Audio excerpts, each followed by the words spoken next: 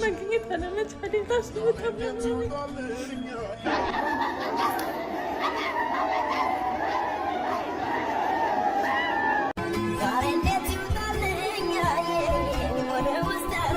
ስሞት ከአያቴ አጠገብ አለልቱ ጊዮርጊስ ቅበሩኝ። አሳዛኙ የተወዳጁ አርቲስት ነጻነት ወርቅነህ የመጨረሻ ሰዓታት ሁኔታ። ትላንት የቤተሰብ ጨዋታን ቀረጻ ኢቢኤስ በመገኘት መቅረጹን የሙያ አጋሩ ሰይፉ ፋንታሁን ተናገረ። የብዙዎችን ልብ በድንገተኛ አልፈቱ የሰበረው የተወዳጁ አርቲስት ነጻነት ወርቅነህ የሞት መንስኤና የመጨረሻዎቹ ሰዓታት ሁኔታ ይፋ ሆነዋል። በቃኝ ሊባል የሚችል ነገር ጥቀሽ። ህይወት አርቲስቱ ዛሬ ጠዋት ለወትሮ የስራ እንቅስቃሴው ለመውጣት እየለባበሰ ሳለ ነበር ድንገተኛ ህመም የተሰማው። ምንጮች እንደገለጹት ነጻነት ጠዋት ላይ ወደ ስራ ለመሄድ ዝግጅት እያደረገ በነበረበት ወቅት ነው ከፍተኛ ህመም የተሰማው። ወዲያውኑ ለጓደኛው በመደወል ሁኔታውን ያሳወቀ ሲሆን ጓደኛው እንደደረሰ በፍጥነት ወደ አይሲኤምሲ ሆስፒታል አምርተዋል። ሆኖም በመንገድ ላይ ሳሉ ህመሙ እየባሰበት መምጣቱ ተገልጿል። ሆስፒታል ከደረሱና የህክምና እርዳታ ማግኘት ከጀመሩ በኋላ በሚያሳዝን ሁኔታ በምሳ ሰዓት ገደማ ነጻነት ህይወቱ አልፏል። ፖሊሶችም በሆስፒታሉ በመገኘት ሙያዊ ምርመራ ሂደት አከናውነዋል። አርቲስት ነጻነት ወርቅነህ በህይወት ዘመኑ ብዙ ጊዜ ይናገረው የነበረ አንድ ጥብቅ ኑዛዜ መሰል ምኞትም ነበር። እናትና አባቱ በህይወት ስለሌሉ ያሳደገችው አያቱን እጅግ ይወዳቸው የነበረው ነፂ ስሞት ከአያቴ አጠገብ አለልቱ ጊዮርጊስ ቅበሩኝ ሲል ለወዳጆቹ ደጋግሞ ይናገር ነበር። የሚገርመው ነገር ይህ ድንገተኛ ሞት ከመከሰቱ ከሳምንታት በፊት ነጻነት ወደ አለልቱ ጊዮርጊስ በመሄድ ቤተክርስቲያኑን ስለማሳደስና የልማት ስራዎችን ስለማከናወን ከደብር አስተዳዳሪዎችና ከሚመለከታቸው አካላት ጋር ሲመክርና ሲነጋገር ቆይቶ ነበር። ሆኖም አያቱ ጓሮ የመተኛ ትልሙ ሳይሳካ ቀርቷል። የአርቲስቱ የቀብር ስነ ስርዓት በሀገር ደረጃ ትልቅ ክብር የሚሰጠው በመሆኑና በኪነ ጥበቡ ላበረከተው አስተዋጽኦ በሚል ከኑዛዜ ውጪ በመጪው እሁድ በታላቁ ቅድስት ሥላሴ ካቴድራል እንደሚፈጸምም ተወስኗል። በፖርትላንድ ኦሪገን ግዛት አሜሪካ ከምትኖረው ባለቤቱና የልጆቹ እናት ጋር በትዳርና በፍቅር የቆየው ነጻነት ኑዛዜ አለመጠበቅ አድናቂዎቹን አሳዝኗል። እንደ ጋዜጠኛ ቴዎድሮስ ተክለአረጋይ ገለጻ የባለቤቱ በረራ እሁድ ጠዋት አዲስ አበባ የሚደርስ ሲሆን እሳቸው እንደገቡም የቀብር ስነ ስርዓቱ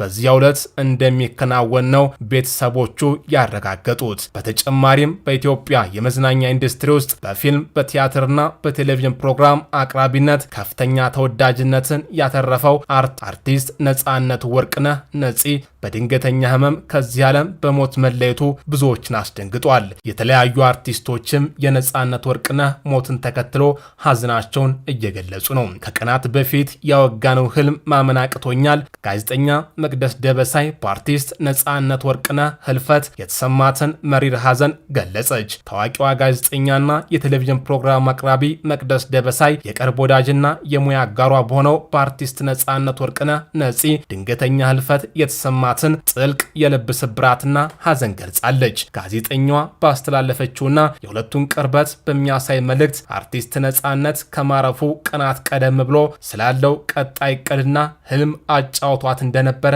አስታውሳለች። መቅደስ በወዳጇ ህልፈት ከፍተኛ ድንጋጤ ውስጥ መሆኗን ስትገልጽ የኔ ንጹህ ነጽዬ ከቀናት በፊት ያሁሉ ህልም መዳረሻ በሰሙት ጆሮቼ ዛሬ መለየትህን በአይኔ እስካየሁበት ሰዓት ድረስ ማመን አልችልም በማለት ከቀናት በፊት በህይወት የነበረው ወዳጇ ዛሬ ወደማይመለስበት ዓለም መሄዱን ለመቀበል መቸገሯን አመላክታለች።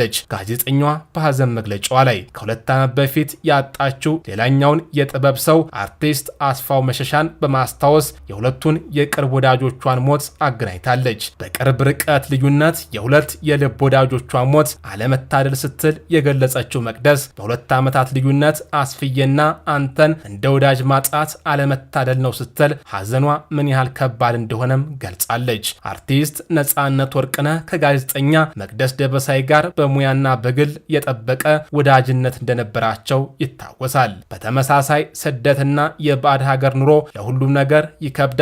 በተለይ ደግሞ የልብ ወዳጅን አብሮ አደግና የሙያ አጋር መርዶ በሩቅ ሁኔታ መስማት ህመሙ እጥፍ ድርብ ነው። ይሄ የሆነው በአርቲስት ሀና ዮሐንስ ላይ ነው። የአርቲስት ነጻነት ወርቅነህ ነፂ ድንገተኛ ህልፈት እንደ መብረቅ የወረደባት ሀና ሐዘኑን ማስተናገድ ከባድ ሆነባት። በምትኖርበት የባዕድ ሀገር ሐዘንን እንደ ሀገር ቤት ጮሆ ማውጣት፣ ደረት እየደቁ ማልቀስ አይቻልም። የውጭው ዓለም ጸጥታ ለሐዘንተኛ አይመችም። ሀና በሰጠችው ልብ የሚነካ ምስክርነት ያንን የሰቀቀን ቅጽበት እንዲህ ስትል በአይነ ህሊናችን ትስለዋለች። ጎረቤቶቼ አብዳለች እንዳይሉኝ መኪና ውስጥ ገብቼ ጮኩኝ፣ አለቀስኩኝ፣ ከመሬ ጋር ታገልኩኝ፣ ሐዘኔ ግን አልወጣልኝ አለ። ይህ የመኪና ውስጥ ብቸኛ ጩኸት የነጻነት ወርቅነህ ሞት አምኖ ለመቀበል የተደረገ የውስጥ ትግል ነበር። ሀና ነጻነትን የምታውቀው በስራ አጋርነት ብቻ አይደለም። እሱ ለሷ የ10 ቀበሌ ጓድ፣ የፒያሳ ትዝታና የፈገግታ ምንጭ ነበረ። ሐዘኗ አልወጣ ሲላት ትዝታ ወደ ኋላ ወሰዳት። እነዚያ በጋራ ያሳለፏቸው የፒያሳና የ4 ኪሎ ቀናት ከፊቷ ተደቀኑ። አብሮ የበሉት አብሮ የጠጡት የመድረክና በፊልም ስራ ላይ አብሮ የሳቁባቸው ደጋጎራት በተራ መጡባት። ነጻነት ወርቅነህ አምኖ መቀበል ከበደኝ፣ ነፂ ወንድሜ፣ ነፂ የስራ ባልደረባዬ፣ ባዕድ ሀገር ሆኖ የወዳጅን ሐዘን መስማት ለካስ እንዲህ ከባድ ነው ስትል የሐዘኗን ጥልቀት ገለጸች። በመጨረሻም ከአቅም በላይ የሆነውን ሐዘን ለፈጣሪ በመስጠት ለልብ ወዳጇ የመጨረሻ የሽኝት ቃሏን በምርቃት ቋጭታለች። እንግዲህስ ምን እላለሁ፣ ያሳደገህ የምትወደውና የሚወድህ ቅዱስ ኡራኤል በክንፎች ይቀበልም። የአርቲስት ሀና ዮሐንስ እንባ የብዙዎች ዲያስፖራ ኢትዮጵያውያን የጋራ ስሜት ማሳያ ሆኖ አልፏል። የነጻነት ወርቅነህ መልካምነትና ቀልዶች ግን በሀናና በአድናቂዎቿ ልብ ውስጥ ለዘላለም ታትመው ይኖራሉ። የኢቢኤስ ቴሌቪዥን ባወጣው መግለጫ እንዳስታወቀው አርቲስት ነጻነት ላለፉት ዓመታት በጣቢያው ሲያቀርብ በነበረው የቤተሰብ ጨዋታ ፕሮግራም በህዝብ ዘንድ ከፍተኛ ፍቅርን አትርፎ ነበር። አርቲስቱ ባጋጠመው ህመም ምክንያት ሕክምና ሲደረግለት ቆይቶ ህይወቱ ማለፉን ጣቢያው አስታውቋል። የአርቲስቱ ህልፈትን ተከትሎ ጠቅላይ ሚኒስትር ዶክተር አብይ አህመድም ጥልቅ ሐዘናቸውን ገልጸዋል። ጠቅላይ ሚኒስትሩ በማህበራዊ ትስስር ገጻቸው ባስተላለፉት መልእክት አርቲስት ነጻነት በተለይም የ2016 ዓ.ም አዲስ ዓመትን በታላቁ የኢትዮጵያ ህዳሴ ግድብ በተከበረበት ወቅት የነበረውን ደማቅ ተሳትፎ አድንቀዋል። ጠቅላይ ሚኒስትሩ እንዳሉት አርቲስት ነጻነት ወርቅነህ በድንገት ማረፉን ስሰማ ጥልቅ ሐዘን ተሰምቶኛል። በተለይም በ2016 አዲስ ዓመት አቀባበል ላይ በህዳሴ ግድብ በተዘጋጀው መርሃ ግብር የነበረው ሚና ሁሌም አስታውሳለሁ። ሁላችንም አዲስ ዓመትን በደስታ እንድንቀበል አድርጎን ነበር ብለዋል። በአዲስ አበባ ኡራኤል አካባቢ ተወልዶ ያደገው ነጻነት ወርቅነህ የጥበብ ፍቅር ያደረበት በሁለተኛ ደረጃ ትምህርት ቤት ቆይታው ነበር። ፍሬሽማን የተሰኘው ቲያትር ለህዝብ ያስተዋወቀው ሲሆን በቀልድና ቁም ነገር አዘል የትወና ችሎታው በኢትዮጵያ ፊልምና ቲያትር ኢንዱስትሪ ውስጥ የራሱን አሻራ ማሳረፍ ችሏል። በተለይም በፊልሙ ዘርፍ ሲቲ ቦይስ፣ ሳልነግራችሁ፣ የአንቺው ሌባ፣ ኤፍቢአይ፣ ሚስተር ኤክስ፣ ቾምቤ በተሰኙትና በሌሎችም በርካታ ፊልሞች ላይ በመሪ ተዋናይነት በመሳተፍ የህዝብን አድናቆት አትርፏል። በቅርብ ዓመታት ደግሞ በኢቢኤስ ቴሌቪዥን በሚያቀርበው የቤተሰብ ጨዋታ ፕሮግራም ከተጋባዥ እንግዶች ጋር በሚፈጥረው ቀልድና ጨዋታ በሁሉም የእድሜ ክልል የሚገኙ ተመልካቾች ዘንድ ተወዳጅነትን አግኝቶ ነበር። ነፂም አርቲስት ነጻነት ወርቅነህ ባለትዳርና የ3 ልጆች አባት የነበረ ሲሆን ባለቤቱና ልጆቹ በዩናይትድ ስቴትስ አሜሪካ ፖርትላንድ ኦሪገን እንደሚኖሩ ቀደም ሲል በመገናኛ ብዙሃን ተገልጾ ነበር። አርቲስቱ ህልፈት የባህልና ቱሪዝም ሚኒስቴርን ጨምሮ በርካታ የመንግስት ተቋማት፣ የሙያ አጋሮቹና አድናቂዎቹ ሐዘናቸውን እየገለጹ ይገኛሉ። የአርቲስት ነጻነት ወርቅነህ የመጨረሻ ጉዞ የቀብር ስነ ስርዓት መረጃ ሞቷል።